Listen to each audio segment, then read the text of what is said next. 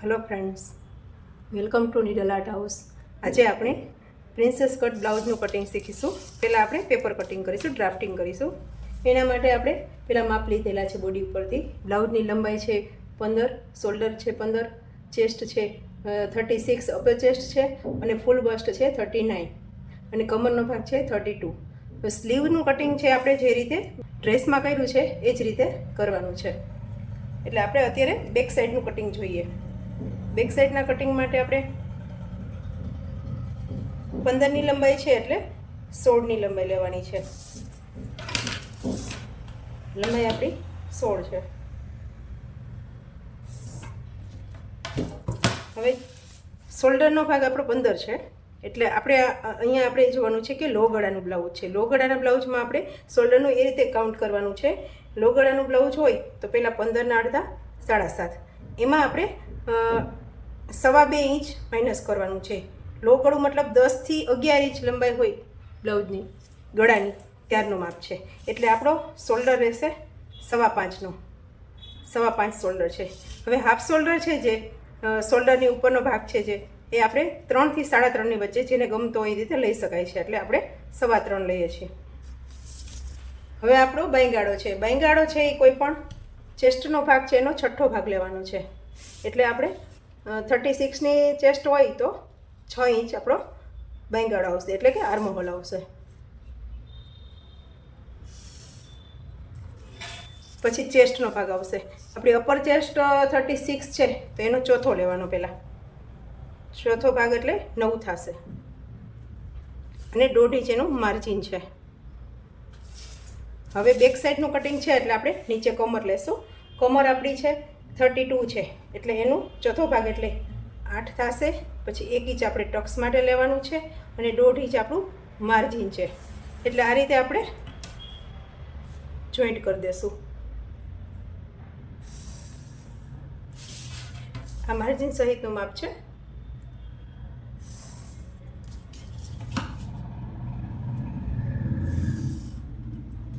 હવે આ બાંયગાળાની ગોળાઈ બેક સાઈડની દેવા માટે આપણે શું કરીશું તો અહીંયાથી 1.5 ઇંચ લેવાનું છે.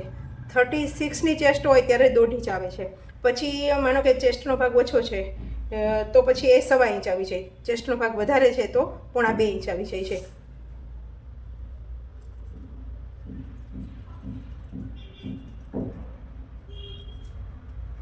અહીંયા સુધીની ગોળે લેવાની છે.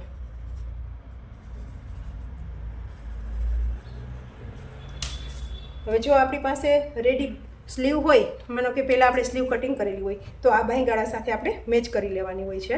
અથવા તો બાંયગાળામાં એવું હોય છે કે ચેસ્ટનો આપણે છઠ્ઠો ભાગ લેવાનો હોય છે, પણ બધાને એ રીતે સરખો આવતો નથી, બધાને અલગ અલગ હોય છે.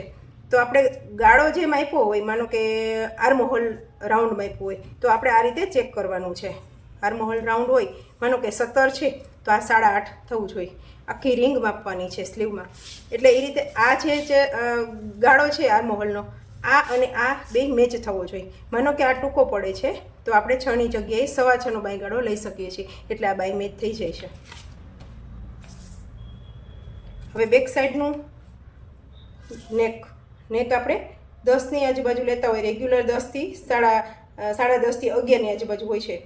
તો અહીંયા આપણી જેટલી પહોળાઈ છે 2 છે તો એ નીચે થોડી પહોળાઈ વધારે લેવાની છે. મતલબ 11નું ગળું છે માનો કે, તો નીચેનું આપણે 2.5 પોણા 3 સુધી બ્રોડનેસ આપી શકીએ છીએ.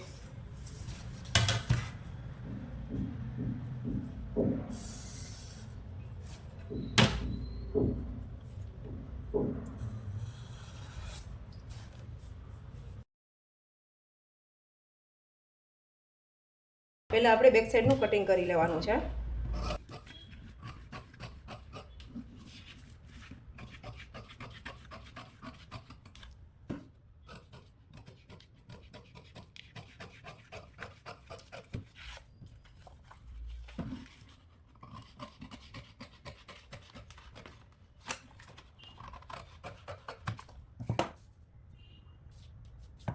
હવે આપણે બેક સાઈડના ટક્સનું નિશાન કરીએ. બેક સાઈડનું ટક્સ છે જે આપણે આ 1.5 ઇંચનું માર્જિન છે એ સિવાય જે માપ છે એનું મિડલ પોઈન્ટ લેવાનું છે. મતલબ 9 હતું તો 4.5 અને આ લેન્થ છે એ આપણા બ્લાઉઝની લેન્થ પ્રમાણે 4.5 થી 5 ઇંચ લેવાની હોય છે. બંને બાજુ અડધો અડધો ઇંચનો ડાર્ટ્સ હોય છે આ રીતે. હવે બેક પાર્ટ આપણો તૈયાર થઈ ગયો છે. ફ્રન્ટ પાર્ટ માટે આ રીતે આપણે નીચે કોઈ પણ બીજું કપડું હોય કે પેપર હોય, અત્યારે આપણે પેપર કટિંગ જ શીખીએ છીએ એટલે મોટું એક પેપર આપણે લેવાનું છે.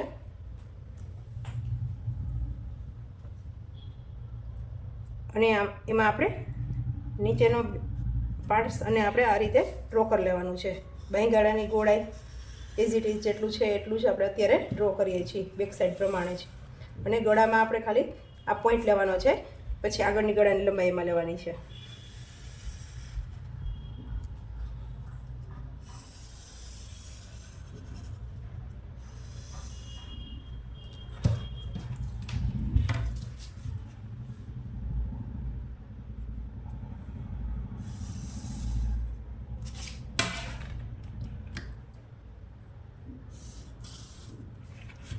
આપણે બેક સાઈડ પ્રમાણે ફ્રન્ટ માટે આપણે આ રીતે લઈ લેવાનું છે. પછી આગળના ગળાની લંબાઈ આપણી 6 છે, તો આ રીતે 6 લેવાનું છે. ઉપર હોય એના કરતાં નીચે અડધોથી પોણો ઇંચ વધારે લેવાનું છે.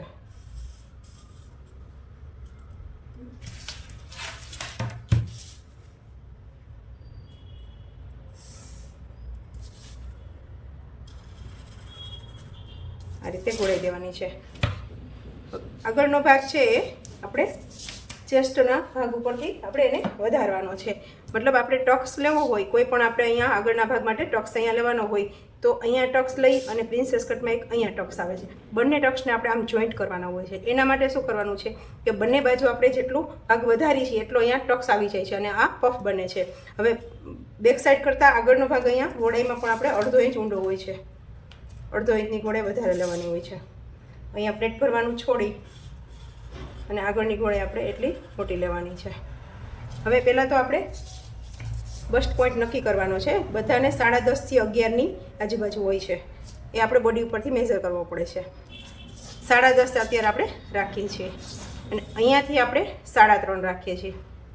3.5 થી 4.5 જે રીતે ચેસ્ટનો ભાગ હોય એ રીતે હોય. ચેસ્ટનો ભાગ કોઈ પણ હોય, અપર ચેસ્ટ આપણી 39 છે તો એનો 10મો ભાગ લેવાનો છે, એટલે 4 જેટલો થાય છે, એટલે 4 લેવાનો છે આપણે અહીંયા. હવે બંને બાજુ આપણે જે ઉપસાવાનું છે, અહીંયા બટન પટ્ટી આવે તો એના માટે અડધો ઇંચ વધારવાનું છે. અહીંયાથી 1 ઇંચ વધારવાનું છે અને બંને બાજુ આપણે આ બાજુ 1, અહીંયા અડધો અને અડધો ઇંચ અહીંયા વધારવાનું છે. અહીંયા આપણે જે ચેસ્ટનો ભાગ હોય એ રીતે આપણે વધારી શકીએ છીએ. અંદાજે આપણે 36ની ચેસ્ટ છે તો આપણે 1.5 ઇંચ વધારીએ છીએ, 2 ઇંચ પણ વધારી શકીએ છીએ. આપણી અપર ચેસ્ટ છે એ 36 છે અને ફૂલ બસ્ટ છે એ 39 છે, એટલે આ જેટલો પફ આપણે વધારે કરવો હોય એવી રીતે આપણે અહીંયા વધારવાનું હોય છે. ઘણાને 1.5 વધારવું પડે, ઘણાને 2 વધારવું પડે છે, એ આપણે જોઈ લેવાનું છે. હવે આ 1.5 વધારવી એને આની સાથે જોઈન્ટ કરશું અને આ રીતે જોઈન્ટ કરશું. એ રીતે આપણે અહીંયા અડધો વધાર્યું, અહીંયા 1 વધાર્યું, અહીંયા 1.5 વધાર્યું, અહીંયા અડધો વધાર્યું છે. હવે આને આપણે ગણવાનું નથી કેમ કે આગળનો ભાગ છે એટલે. હવે કોઈ પણ પફ આપણે ક્રિએટ કરી એટલે આ પફ થાય એટલે આપણે આ કપડું ઊંચું થાય છે, એટલે આની નીચે આપણે અડધો ઇંચ વળાંક દેવો પડે છે. જેટલો આપણે પ્લેટ ભરવાનો ભાગ છે ત્યાં સુધી સીધું રાખી અને ધીમે ધીમે આ રીતે આ વળાંક દઈ દેવાનો છે અહીંયા સુધીનો. માઇનોર જ વળાંક આવે છે આ રીતે. હવે આ જે પોઈન્ટ છે ત્યાંથી આપણે આ પફ બનાવવાનો છે. આને પહેલાં સ્ટ્રેટ લાઇનમાં જોઈન્ટ કરવાનું છે. પછી જ્યાં વધારે ગોળાઈ હોય એ જગ્યાએ આપણે આને જોઈન્ટ કરવાનું છે આ રીતે. હવે આપણે આ જે છે ત્યાંથી 1.5 ઇંચ ટક્સ માટે છે. 1.5 ઇંચ અહીંયા અને અહીંયા આપણે 2.5 ઇંચ, રેગ્યુલર 2.5 ઇંચ હોય છે, પણ વધારે પડતા લાંબા હોય અથવા તો લંબાઈ બ્લાઉઝની લંબાઈ વધારે હોય તો આપણે 3 સુધી લઈ શકીએ છીએ. અને બ્રેસ્ટનો ભાગ વધારે હોય અને હાઇટ ઓછી હોય તો 1.5-2 એટલું રાખી શકીએ છીએ. હવે અત્યારે આડી લીધું છે અને એની ગોળાઈ આપણે આ રીતે જોઈન્ટ કરી દઈએ છીએ. હવે અહીંયા 5 ઇંચ લેવાનું છે, એ આપણે આની સામે 2.5 ઇંચ સુધીનો આ એક જાતનો ટક્સ જ છે. આટલું કટિંગ કરીએ, અહીંયાથી આ કટિંગ કરીએ, અહીંયાથી આ કટિંગ કરીએ, એટલે આ બે ભાગ નીકળી જશે. એટલે આપણો આમ પફ બની જશે. હવે આપણે જોઈએ કે આ દોઢ વધારવાનું શું કારણ છે. આ દોઢ વધારી છે તો આપણો જે કમરનો ભાગ છે આપણો કેટલો છે, 32 છે. તો 32 એટલે ચોથો ભાગ 8 થાય. 8 અને 1.5 ઇંચનું માર્જિન છે, એટલે 9.5. અને અહીંયા 1/2 ઇંચ જાય છે આપણું બટન પટ્ટીમાં, એટલે ટોટલ આપણું 10 થવું જોઈએ. આ નીચેનો ભાગ છે એટલે જો આ અહીંયાથી આ જોઈન્ટ થશે 4.25 અને અહીંયાથી આ 10 થશે, બરાબર. એટલે આપણે આ 10.5 છે તો આપણે આ પફ મોટો કરી શકીએ. 10ની જરૂર છે, મતલબ આપણે આને અહીંયાથી વધારે પફ કરવો હોય તો આપણે અહીંયા 1.5ની જગ્યાએ 2 પણ લઈ શકીએ છીએ. કમરનો ભાગ જેમ વધારે હોય એમાં આ તમારું માર્જિન છે એ વધારે લેવું પડે. કમર ઓછી હોય તો આને આપણે ટક્સ વધારે લેવો પડે છે. હવે આપણે કટિંગ કરીએ.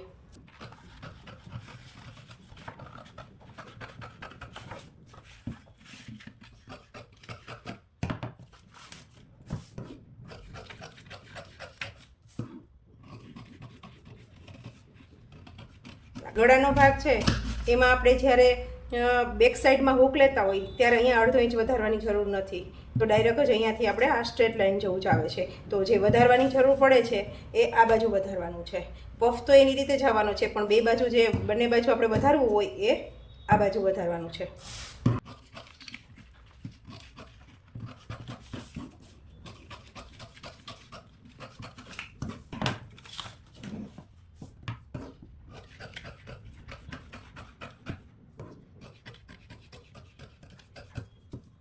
ક્યારેક એવું બને કે આપણે જે સ્લીવમાં બાંયગાળાની જે ગોળાઈ છે એ મેચ કરતા હોય તો ક્યારેક કોઈને અહીંયાથી ઘટતું હોય છે, તો આ કાપવાની જરૂર નથી. અહીંયાથી આમ જોઈન્ટ થાય છે તો 1/2 ઇંચનું અંદર ગેપ પડી જ જાય છે. એટલે ક્યારેક કાપવું પડે છે, ક્યારેક નથી કાપવું પડતું. આપણે સ્લીવ મેચ કરી લેવાની.